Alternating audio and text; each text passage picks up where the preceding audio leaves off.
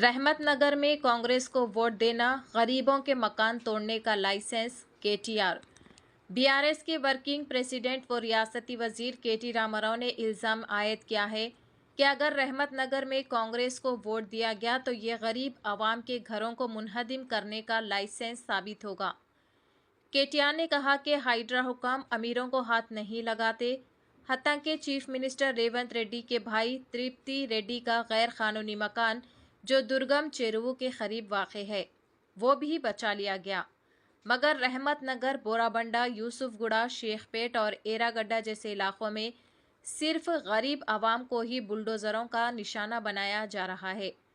उन्होंने मजीद कहा कि कांग्रेस पार्टी वोट खरीदने के लिए रकम बांट रही है, लेकिन जुबली हिल्स के एमएलए मगंती गोपीनाथ के इंतकाल के बाद अब आवाम की जिम्मेदारी है कि मुत्तहिद होकर अपने घरों और आवाम की हिफाजत करे। चैनल को लाइक करें, शेयर करें और फॉलो जरूर कर लें। మీరుగిన రహమత్ నగర్ లో పొరపాటున ఒక్క ఓటు కాంగ్రెస్ కు వడనిస్తే ఆ ఓటు మీ ఇల్లు మీరు గులగొట్టుకుంటందుకు వేసుకునే ఓటే అవుతుంది.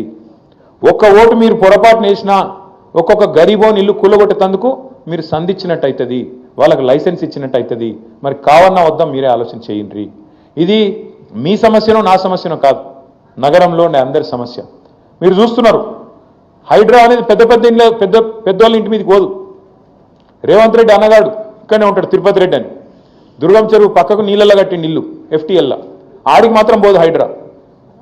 ఎందుకు? ముఖ్యమంత్రి అన్న కదా, పోతే ఉద్యోగం పోతుంది కదా, ఆడికి పోదు. ఆడికి పోతుంది, రహమత్ నగర్ పోతుంది, బోరబండ పోతుంది, యూసఫ్గూడ పోతుంది, షేక్పేట పోతుంది, ఎర్రగడ్డ పోతుంది. మీ దగ్గర ఉండే బస్తీలకు మాత్రం బరాబర్ వస్తుంది.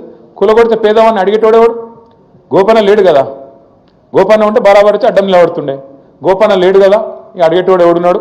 మేము చూసుకుంటాం, జూబ్లీస్ దున్నిపారేస్తాం అనే దాంతో పైసలు కొడతాం, అవసరమైతే ఆఖరికి ఓటుకింత కొడితే గరీబ్ గాలు మాకే అయిపోతే ఎవరికెత్తారు అనే ధైర్యము ఇలా కాంగ్రెస్ వాళ్ళు ఆ ధీమాతో ఉన్నారు.